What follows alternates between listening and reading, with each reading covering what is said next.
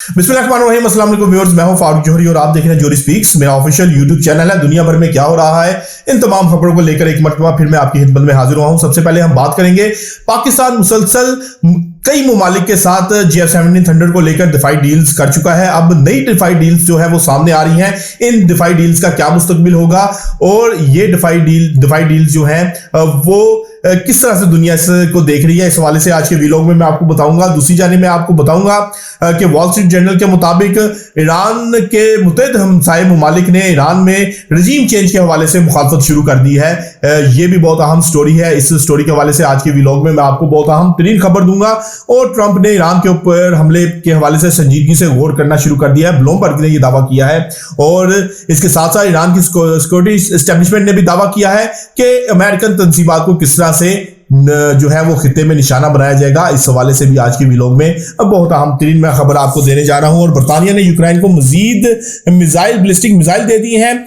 ये मिसाइल्स क्यों दिए गए हैं और रशिया को क्यों एंगेज रखा जा रहा है, आज के व्लॉग में इस हवाले से भी बहुत अहम तरीन खबर मैं आपको देने जा रहा हूं। लेकिन तमाम खबरों की डिटेल में जाने से पहले जोहरी स्पीक्स को सब्सक्राइब करना ना भूलेगा और बेल आइकन का बटन प्रेस करना ना भूलेगा। और कमेंट बॉक्स में अपनी आरा से हमें जरूर आगाह कीजिएगा कि आपने हमारे व्लॉग को कैसा पाया है। तो बढ़ते हैं व्यूअर्स अपनी पहली अहम तरीन स्टोरी की जानिब। पाकिस्तानी JF-17 थंडर त्यारे दुनिया भर में इसकी मांग में इजाफा हो रहा है। अज़रबैजान ने ये त्यारे लिए, उसके बाद क्लैश रिपोर्ट एक सामने आई 2 दिन कबल के सूडान भी इन त्यारों की खरीदारी में दिलचस्पी ले रहा है और तमाम मामला जो है फाइनलाइज हैं। आज राइटर्स ने दावा किया है कि पाकिस्तान और इंडोनेशिया के दरमियान भी 40 के करीब 40 JF-17 थंडर त्यारों की खरीदारी का मामला तकरीबन फाइनल मराहिल में दाखिल हो चुका है। इसके साथ साथ इस तमाम खबर में एक खबर बहुत इंपॉर्टेंट खबर है। ये तो एक खबर थी जो कि आ गई।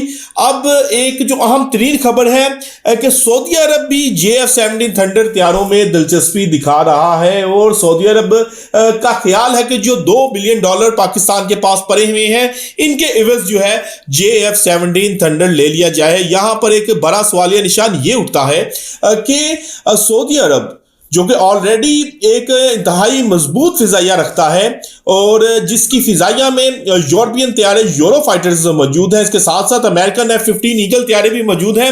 दोनों त्यारे अगर कंपेयर किया जाए तो JF-17 थंडर से बहुत बेहतर त्यारे हैं। इनकी मौजूदगी में JF-17 थंडर की खरीदारी को आखिर सऊदी अरब को क्या वजह पेश आई है और क्या सऊदी अरब जो है वो इस त्यारे की जरूरत रखता है, ये सवाल जो है वो मैं आप लोगों के दरमियान भी छोड़ने जा रहा हूं। लेकिन इस तमाम मंजरनामे में जो चीज मुझे समझ आ रही है कि ऐसा महसूस हो रहा है कि ये JF-17 थंडर त्यारे सऊदी अरब किसी और मुल्क के लिए भी परचेज कर सकता है। लेकिन एक दूसरी थ्योरी भी एक सामने आ रही है कि सऊदी अरब ये JF-17 थंडर त्यारे जो परचेज कर रहा है, मकसद ये है कि सऊदी अरब अब अमेरिकन असलहे के ऊपर अपनी जो डिपेंड करता था उसको कम करना चाह रहा है। अमेरिकन असले से किनारा कशी इख्तियार करना चाह रहा है, क्योंकि कतर में जो कुछ हुआ, जिस तरह से अमेरिकन त्यारे ही F-35 इसराइल की जानिब से आए और अमेरिकन डिफेंस सिस्टम जो कि जदीद तरीन डिफेंस सिस्टम है वो मुकम्मल तौर पर मफलूज होकर रह गया। तो अब तमाम मुशरिक़े वुस्ता में जो अमेरिकन असला रखते हैं वहां पर बहुत ज्यादा उस वक्त जो है अलार्मिंग सूरत हाल रही कि क्या आने वाले वक्तों में उनके साथ भी यही होगा। तो ऐसा महसूस हो रहा है कि सऊदी अरब इस तमाम तर मंजरनामे में अमेरिकन असलहे को बैक पर लेकर जाकर चाइनीज और पाकिस्तानी असलहे को फ्रंट पर रखना चाह रहा है। और ये जो डिफेंस डील अगर हो जाती है तो ये डिफेंस डील भी जो पाकिस्तान और सऊदी अरब की एक डील हुई थी, दफाई डील हुई थी, उसके अंदर भी मजीद जो है वो ताल्लुकात गहरे होंगे और सऊदी अरब भी जो है अब मजीद अपने आप को मजबूत करता हुआ नजर आएगा। अब इस तमाम तर मंजरनामे में दूसरी मेरी स्टोरी है कि वॉल स्ट्रीट जर्नल के मुताबिक ईरान के जो मुत्तहिद हमसाये अरब ममालिक हैं वो ईरान के अंदर रजीम चेंज के हक में नहीं है। ट्रंप को इस हवाले से खासा जो है परेशानी का सामना है, क्योंकि ये तमाम ममालिक जो हैं वो नहीं चाहते कि ईरान में रजीम चेंज हो, क्योंकि उनका ख्याल है कि अगर ईरान के अंदर रजीम चेंज की गई तो फिर इसका हाल भी शाम जैसा होगा। शाम में जिस तरह से मुजाहिरे हो रहे हैं, जिस तरह से वहां पर अदम इस्तेकाम है, ईरान में भी ये अदम इस्तेकाम आ सकता है। तो ये वॉल स्ट्रीट जर्नल का दावा है और मेरा भी ख्याल है कि जो मशरिक़ वुस्ता है इस वक्त अरब ममालिक हैं, वहां पर ईरान को लेकर इस तमाम तर मंजरनामे में इस तमाम तर चीज़ों को लेकर जो ख्यालात हैं, जो उनके मामलात हैं, वो तब्दील होते जा रहे हैं। और अब इस हवाले से ट्रंप भी जो है वो मुकम्मल तौर पर आगाह है और ट्रंप भी इस तमाम सूरत हाल को देख रहा है। लेकिन ब्लूमबर्ग ने भी बड़ा दावा किया है कि ट्रंप ईरान पर हमले पर संजीदगी से गौर कर रहा है। ज्वाइंट स्पेशल ऑपरेशन कमांड को भी कहा है कि इस हवाले से मुकम्मल तौर पर एक फिजिबल जो है रिपोर्ट बनाकर दी जाए कि किस तरह से ईरान के ऊपर स्ट्राइक्स हो सकती हैं। यानी कि एक तरफ मशरिक़ वुस्ता में अरब ममालिक किसी तौर नहीं चाहते कि ईरान में किसी किस्म का रजीम चेंज हो, यहाँ पे ईरान के ऊपर हमला हो, लेकिन ट्रंप इस हवाले से ऐसा महसूस हो रहा है कि फैसला कर चुका है और आने वाले कुछ दिनों में इस हवाले से बड़ी जो है वो खबर भी मिल सकती है। लेकिन ईरान की सिक्योरिटी एस्टेब्लिशमेंट भी तैयारी मुकम्मल कर चुकी है। उनका ख्याल है कि अगर ईरान के ऊपर किसी किस्म का भी हमला किया गया तो ईरान फिर जहां जहां अमेरिकन इंटरेस्ट है, अमेरिकन तंसीबात है, उनको फौरी तौर पर निशाना बनाएगा, उनको फौरी तौर पर मफलूज करने की कोशिश करेगा। यानी कि अगर ईरान के ऊपर स्ट्राइक होती है तो फिर एक बड़ी जंग जो है वो छिड़ने जा रही है। तो ये ईरान की सूरत हाल है इस वक्त जो मुजाहिरे हो रहे हैं।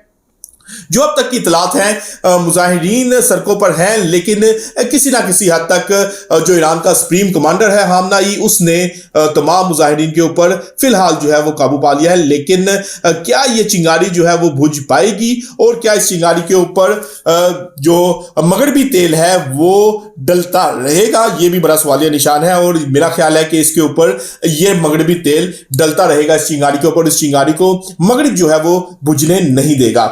तो व्यूअर्स, चौथी जानिब बरतानिया ने यूक्रेन को नया बैलिस्टिक मिसाइल देने का जो है वो फैसला किया है। बड़ा वाहियात सा नाम है बैलिस्टिक मिसाइल का, नाइटफॉल के नाम से ये बैलिस्टिक मिसाइल जो है वो दिया जा रहा है। इस बैलिस्टिक मिसाइल की रेंज जो है वो 500 किलोमीटर है और 200 किलोमीटर वॉर हेड कैरी करने की भी ये सलाहियत रखता है। अब जो सूरत हाल है, एक जानिब तो यूक्रेन को कहा जा रहा है कि वो जंगबंदी के ऊपर तैयार हो, रशिया को फोर्स किया जा रहा है कि किसी तरह ये जंगबंदी हो जाए, लेकिन दूसरी जानिब यूक्रेन को मुसलसल मजबूत किया जा रहा है। यानी कि ये ड्यूल गेम जो है वो चल रही है। यूक्रेन को एक जानिब मजबूत किया जा रहा है, दूसरी जानिब कहा जा रहा है कि यूक्रेन और रशिया की जंग रुकवाने में हम खासी दिलचस्पी रखते हैं। तो फिलहाल तो ऐसा नहीं महसूस हो रहा, क्योंकि मेरा जहां तक ख्याल है कि ट्रंप ग्रीनलैंड के इशू से निपटने के बाद, उसके बाद क्यूबा के इशू के साथ निपटने के बाद, अब तब तक ये यूक्रेन जंग नहीं बंद करेगा, रशिया को एंगेज रखेगा, तब तक ये जब तक ये ट्रंप ये तमाम इशू से निपट नहीं लेता, ईरान के इशू से नहीं निपट लेता, तब तक रशिया को एंगेज रखा जाएगा और यूक्रेन जंग जो है वो बंद नहीं होगी। तो व्यूअर्स, आज हमने आपको बहुत अहम तरीन स्टोरी से आगाह किया है। कल तक के लिए अपने मेजबान अपने भाई फारूक जोहरी को इजाजत दीजिएगा। अल्लाह हाफिज।